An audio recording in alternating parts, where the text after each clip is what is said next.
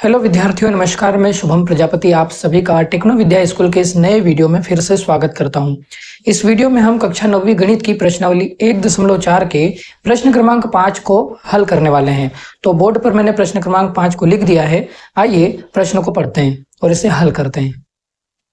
तो प्रश्न यहाँ पर लिखा है, निम्नलिखित के हरों का परिमेयकरण कीजिए। और उसमें हमें पहला सवाल दिया है 1/7। तो हमें हरों का परिमेयकरण करना है, मतलब ये कि हर में जो संख्या होगी वह एक अपरिमेय संख्या होगी। पहले यह समझते हैं कि हर क्या होता है। देखिए, कोई भी जब संख्या हम लिखते हैं परिमेय संख्या, तो परिमेय संख्या जो होती है वह P/Q के रूप में होती है।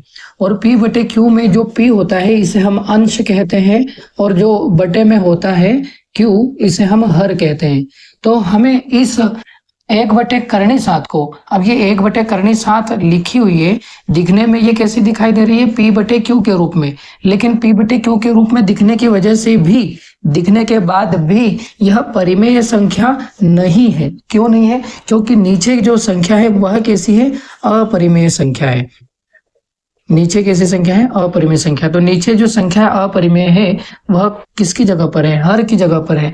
तो हमको इस अपरिमेय संख्या को हटाकर इसको परिमेय बनाना है। तो इसलिए हम क्या कहते हैं? हरों का परिमेयकरण करना। तो हम इस सवाल में यही काम करने वाले हैं। तो हम नीचे से इस अपरिमेय संख्या को हटाएंगे, इसको परिमेय हम बनाएंगे, और परिमेय बनाने को ही हम क्या कहते हैं? हरों का परिमेयकरण। तो यहाँ सबसे पहले हम लिखेंगे हल, और पहले वाले सवाल को मैं पहले ऐसे ही लिख देता हूँ जैसे दिया है प्रश्न में, 1/7। अब यहाँ लिखेंगे हम हर का परिमेयकरण करने पर। तो अब परिमेयकरण जब हम करते हैं तो जो नीचे हर होता है, हर में अभी यहाँ कौन है? कर्णी 7 है। तो हम इसी कर्णी 7 का गुणा करेंगे ऊपर और नीचे दोनों में, मतलब ऊपर अंश में भी और नीचे हर में भी, दोनों में कर्णी 7 से ही गुणा कर देंगे। हर का परिमेयकरण कर रहे हैं तो उसी हर को उठाया, उसी से ऊपर और नीचे गुणा किया। अब जब गुणा होगा तो कर्णी 7 का 1 में गुणा होगा तो हो जाएगा कितना? कर्णी 7। और कर्णी 7 का कर्णी 7 में गुणा होगा तो बटे में आ जाएगा, क्या होगा? कर्णी 7 गुणित कर्णी 7 मतलब कर्णी 7 की घात में 2। तो ये घात और कर्णी कटेगी तो सिर्फ बचेगा कितना? 7 बचेगा। तो नीचे आएगा 7। ठीक है, तो कर्णी 7 के बटे में आ गया 7। बस, अब इसके आगे और कुछ बचा ही नहीं है। यही है हमारा आंसर इस सवाल का, कर्णी 7 के बटे में 7। तो बोर्ड पर मैंने प्रश्न को लिखा है और अब हम यहाँ पर इसको करेंगे हल। यहाँ लिख देंगे सबसे पहले, जैसा प्रश्न है वैसा का वैसा, एक बार 1 के बटे में कर्णी 7 ऋण कर्णी 6। अब हम यहाँ पर वही लाइन लिखेंगे, हर का परिमेयकरण करने पर। जब हम परिमेयकरण करते हैं तो नीचे जो हर होता है उसी का हम अंश और हर दोनों में फिर से गुणा करते हैं। लेकिन यहाँ पर दो संख्याओं से मिलके एक संख्या बन रही है, मतलब सिंगल एक पद नहीं है। यहाँ पे दो दो पद दिखाई दे रहे हैं। जैसे कर्णी 7 के साथ में ऋण के चिन्ह के साथ कर्णी 6 भी लिखा हुआ है, तो एक पद ये, एक पद ये, और इन दो पदों को मिला के एक संख्या बन रही है। तो एक संख्या जब दो पदों को मिला के बनती है तो हम चिन्हों को बदल के गुणा करते हैं। जैसे 1 बटे में कर्णी 7 ऋण कर्णी 6, ये तो हमने वैसे ही लिख दिया। और यहाँ हम गुणा करेंगे तो कर्णी 7 और कर्णी 6 बटे में कर्णी 7 कर्णी 6, लेकिन यहाँ ऋण जो था, ये वाला ऋण, अब यहाँ ऋण नहीं आएगा, यहाँ हम धन लगाकर गुणा करेंगे इस तरह से। तो अब हम गुणा कर देंगे। जब हम गुणा करेंगे तो कर्णी 7 धन कर्णी 6 का गुणा 1 में होगा, तो वैसे ही आ जाएगा, बराबर कर्णी 7 धन कर्णी 6।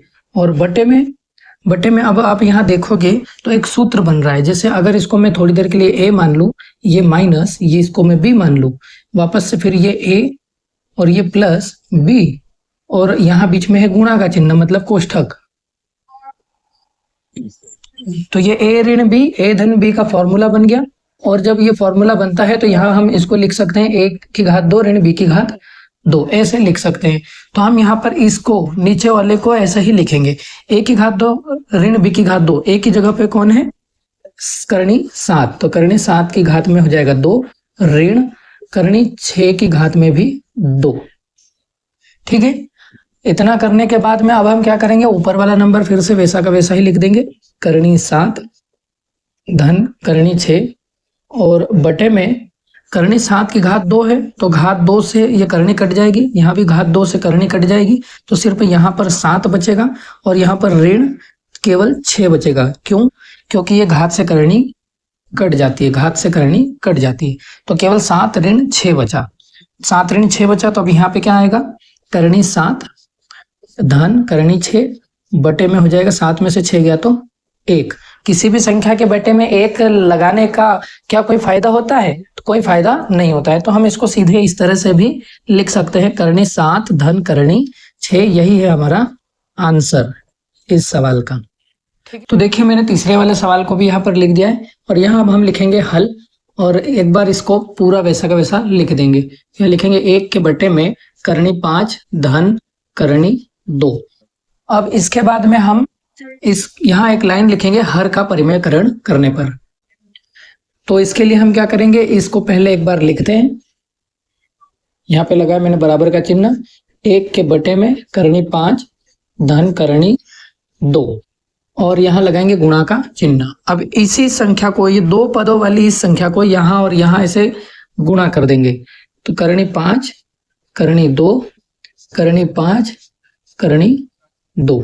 लेकिन यहाँ हमको जो है यहाँ और यहाँ पे ऊपर और नीचे दोनों में चिन्ह का क्या लगाना है? अब ऋण का, क्योंकि यहाँ धन का था तो अब यहाँ ऋण के चिन्ह के साथ में गुणा करेंगे, मतलब चिन्ह को बदल के करेंगे। ठीक है, मैंने अभी पिछले वाले सवाल में भी आपको बताया है। तो अब हम इसका गुणा जब इसमें करेंगे 1 में, तो ये वापस वही आ जाएगा, तो बराबर ऊपर तो हो जाएगा करनी 5 धन ऋण करनी 2। अब बटे में क्या हो जाएगा? तो यहाँ एक सूत्र बन रहा है, देखिए ए धन बी ए ऋण बी, और यहाँ में अगर इनको कोष्ठक में से बंद कर दूं तो यहाँ पे कुछ नहीं, मतलब गुणा है ये वैसे भी, तो कोष्ठक लगाने से गुणा का चिन्ह लगाने की आवश्यकता नहीं पड़ती है, क्योंकि कोष्ठक जब 2 पास में होते हैं तो वो यही बताते हैं कि आपस में गुणा में है वो। तो ए धन बी ए ऋण बी, और इसके बराबर में क्या लिख सकते हैं हम? ए की घात 2 ऋण बी की घात 2। ये है फॉर्मूला जो अभी जस्ट पिछले वाले सवाल में भी हमने लगाया है। तो अब आगे देखिए, तो एक की जगह पे करनी 5 है, तो यहाँ लिख देंगे करनी 5 की घात में 2 ऋण करनी 2 की घात में भी 2। ठीक है, अब इसके बाद में ऊपर हो जाएगा करनी 5 ऋण करनी 2 और बटे में आ जाएगा, ये घात से करनी कट जाएगी यहाँ पे। अब जब घात से करनी कटेगी तो यहाँ पे क्या बचेगा? 5 और ऋण का ऋण और यहाँ से बचेगा 2, तो ये हो जाएगा कितना? करनी 5 ऋण करनी 2 और बटे में आ जाएगा 3। तो ये है हमारा आंसर।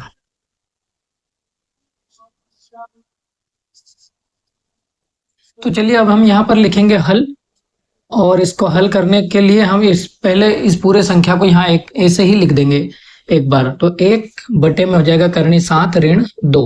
अब हम लाइन लिखेंगे हर का परिमेयकरण करने पर। हमने लाइन लिख दी है, अब हर का परिमेयकरण करेंगे तो एक बार फिर से इसको यहाँ लिखेंगे बराबर 1 के बटे में करनी 7 ऋण 2। और अब हम गुणा करेंगे तो चिन्हों को बदल के करेंगे, तो करनी 7 धन 2 बटे में भी करनी 7 धन 2। चिन्ह बदल के हमने ऊपर और नीचे दोनों में गुणा कर दिया। अब इसका गुणा जब 1 में होगा तो ये ऐसे ही आ जाएगा, मतलब पूरा करनी 7 धन 2 ऊपर, और बटे में क्या हो जाएगा? बटे में आप यहाँ देखेंगे तो ये ए ऋण बी ए धन बी, ये सूत्र बन रहा है, ए ऋण बी ए धन बी, इस तरह से सूत्र बन रहा है। तो इसको हम लिख सकते हैं, क्या लिख सकते हैं? ए की घात 2 ऋण बी की घात 2, जैसे अभी मैंने यहाँ पे लगाया था वही वाला सूत्र है।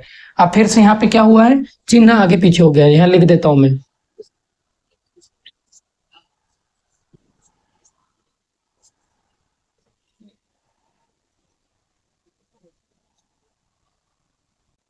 तो हम इनको इस रूप में लिखेंगे, तो यहाँ हो जाएगा करनी 7 की घात में 2 ऋण का ऋण, और यहाँ हो जाएगा 2 की घात में 2।